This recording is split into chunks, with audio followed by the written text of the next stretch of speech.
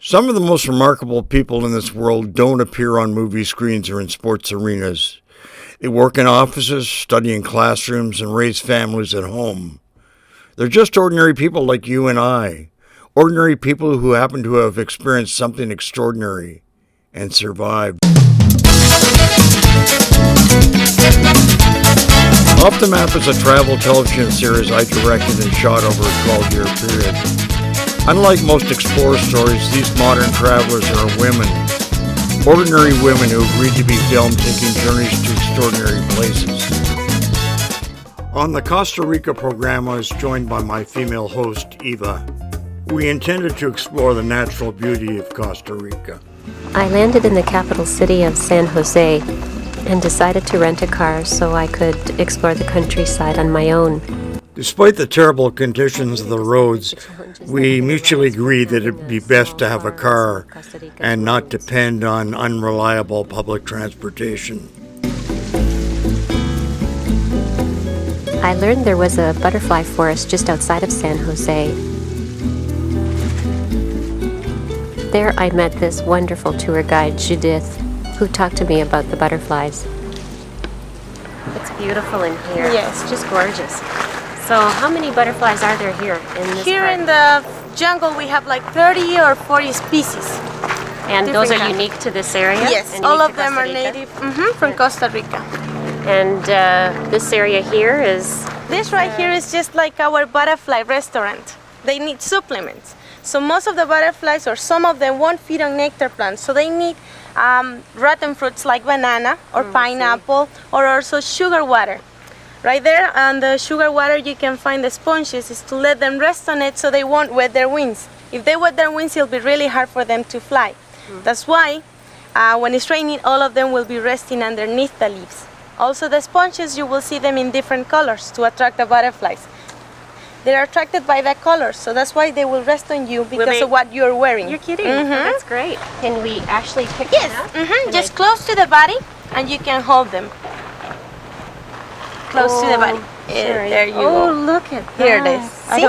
When you wipe some of that off, Yeah, does you that hurt take them? off. Well, you take off some of the scales that make the color of the butterfly. So that's why you have to be careful holding them close to the body, Like this. Okay. and you just take off some of them. Oh, if you take isn't a lot it of them, the butterfly will get weak, and it's going to be really hard for them to fly. So if I let him go now, he'll just fly away. Yes, that's right. Okay, let's see. Whoa! That's great. As usual, I used my stop and start method of directing. When I anticipated something worth recording, I would ask the women to stop.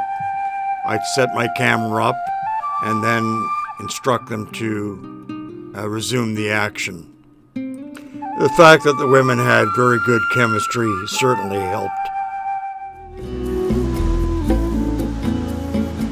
Later, I decided to take the opportunity to visit a coffee plantation. Coffee is an important export product in Costa Rica, and I was curious about how it's grown and processed. You see how the plants, they don't have cherries anymore because we already picked them. Yeah. So what we do is we wait until the green was ripened. Here, I'm going to show you. Look at this.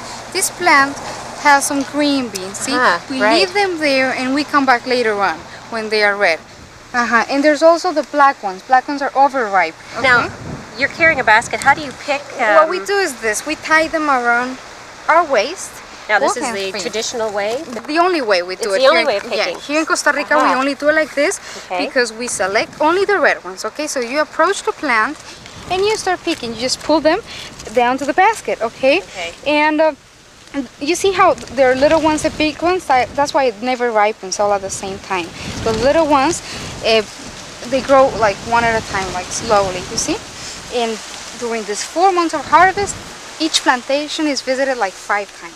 So how many people would pick when you got a coffee season? About a 250,000 people. A 250,000 people. Your population's only 3.5 million. Yes, and we have to import some people from Nicaragua, some labor, manual labor, yeah.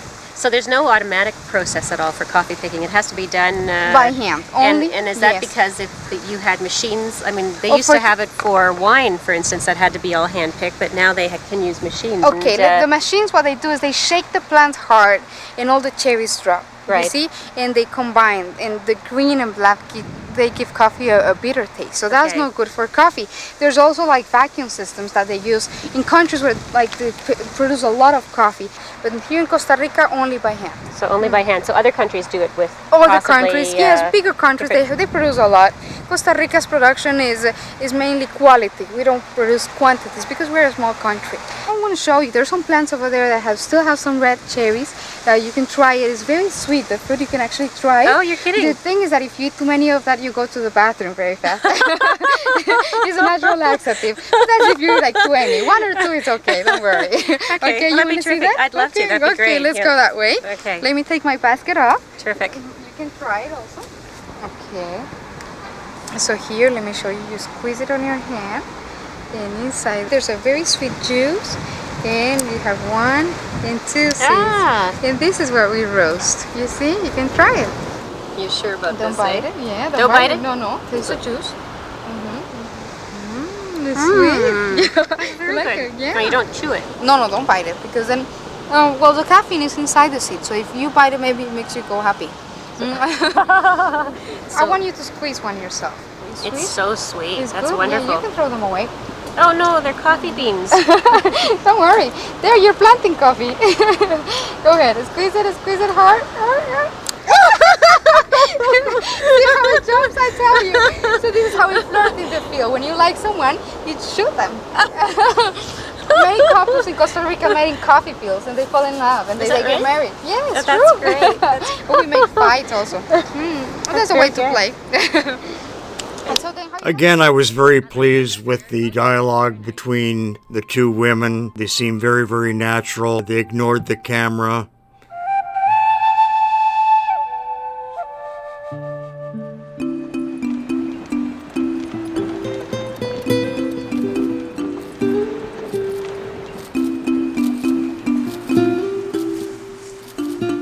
The next day, I decided to visit one of the many volcanoes on Costa Rica.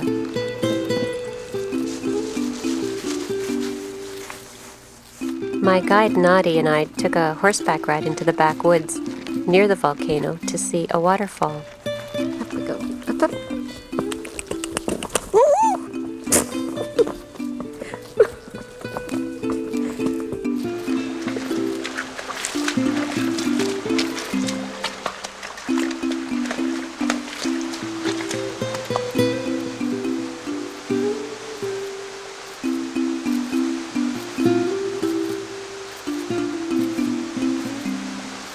Gonna come in?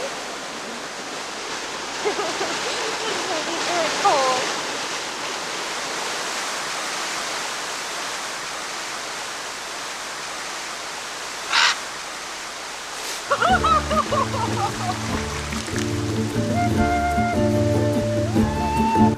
Later on, Eva confided in me that she was apprehensive about going down the water slide. I would have happily accepted her refusal to do it. It was quite a spectacular event, given that the waterfall, which was quite rocky and quite cold, provided us with a very different appreciation for volcanoes and what they contain.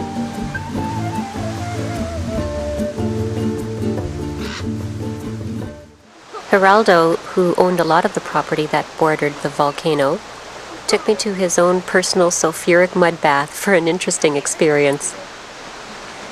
So, what's the Spanish word for mud? Barro. Barro. Vapor and barro.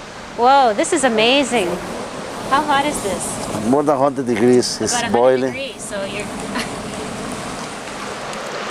Oh, look at this. Isn't that fantastic? So, well, it's actually, oh, it is hot. That's incredible. It's just like, it's like a cream. Yeah, it does green.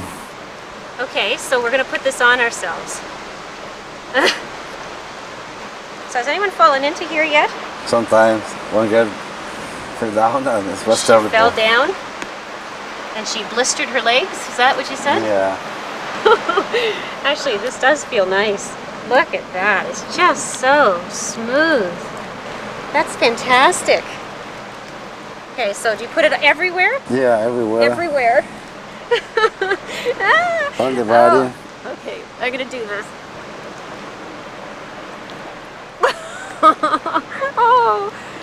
Actually, it feels like a mud bath.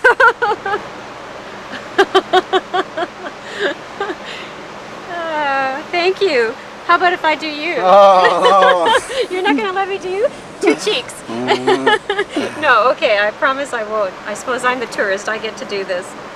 Okay, so you want me to do my hair too? Yeah. Okay.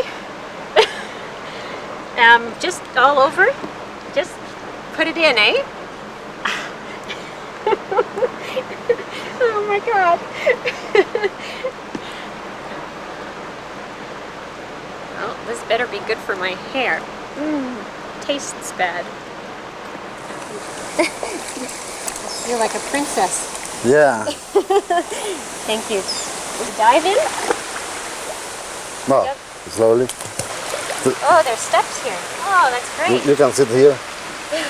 Again, Eva let me know that she had some concerns about the mud bath experience.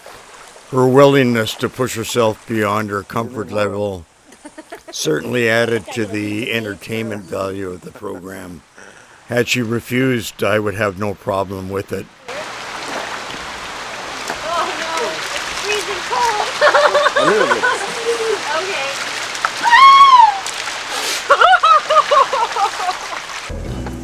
Then I planned to go to the top of the volcano, Badeva.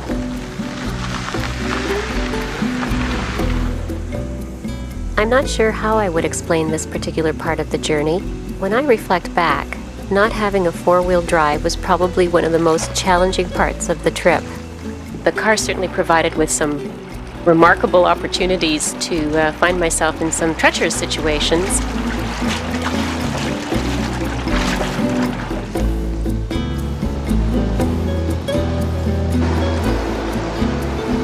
At one point, the car got stuck in the mud, and I had to get a farmer to pull me out.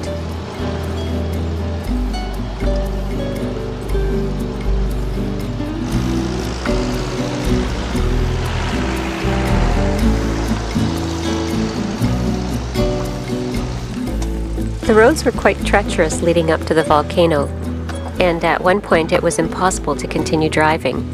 The mud was very rich on the roads, and there were quite a bit of potholes. In fact, the road at one point just ended in a huge ditch.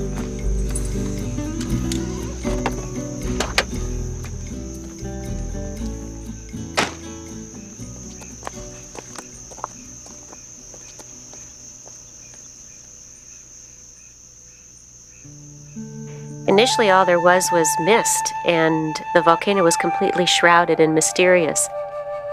And in fact, I felt like I was stepping off into oblivion.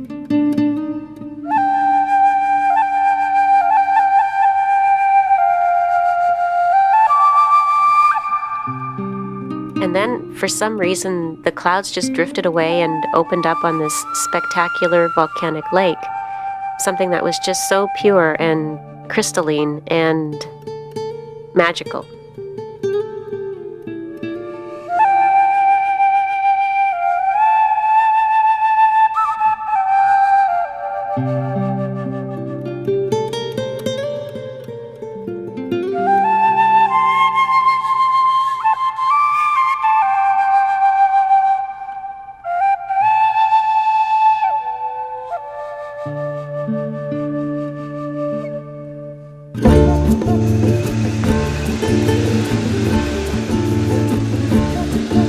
The next day, I set out bright and early to find Buena Vista.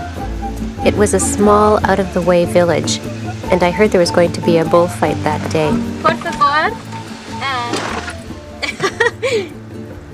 Buena Vista? ¿Cuánto es Buena Vista? I thought I knew where I was going, but I didn't. ¿Dónde es Buena Vista? Ajá, ¿dónde es Buena Vista? Buena Vista es el primer. Even with her limited knowledge of Spanish, I wanted to encourage Eva to interact or attempt to communicate with local people.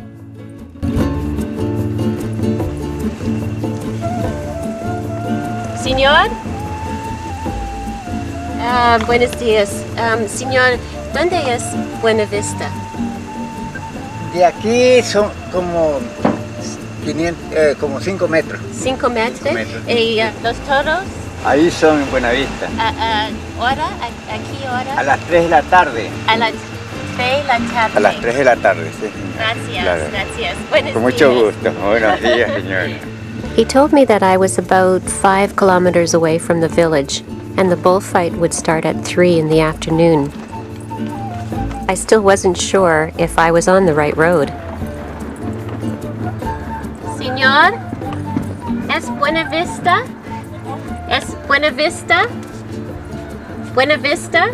¿Sí? ¿Avec les torres? ¿Dónde es? Ahí está el hotel, se puede ir por ahí y llega al bar. Okay. ¿A bar? Sí, okay. Gracias. Buenos días. Once I got a shot of Eva sitting in the stands, I put my time and effort to try and capture the activities of the bullfight. I finally found Buena Vista. I was surprised at how simple the setup for the bullfight was.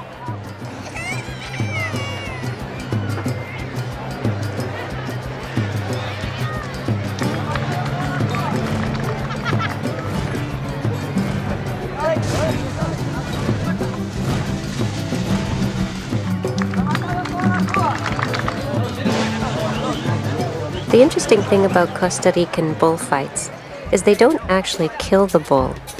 It's more like a rodeo where they ride the bull and try to tame it.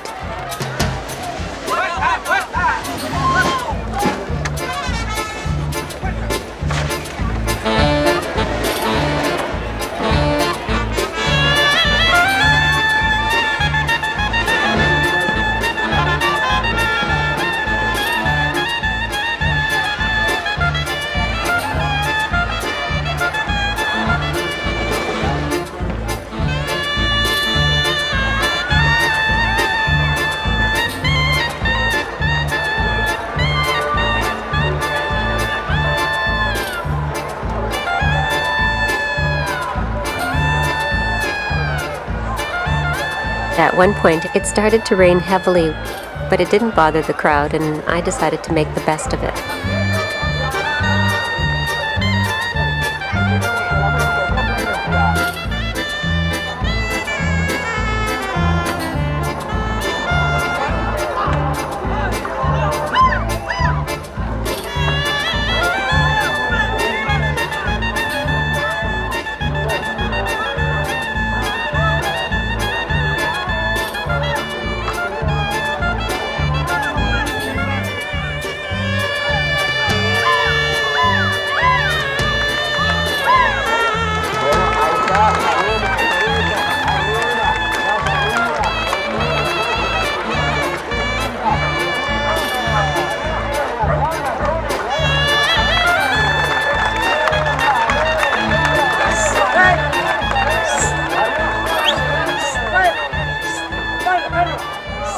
The impact of the journey, I guess, was twofold. It was exhausting. I had been quite physically challenged throughout the trip, and a lot of times faced things I didn't want to have to contend with, like the rocky waterfall or the hot mud, or even just hiking for as many hours as I did.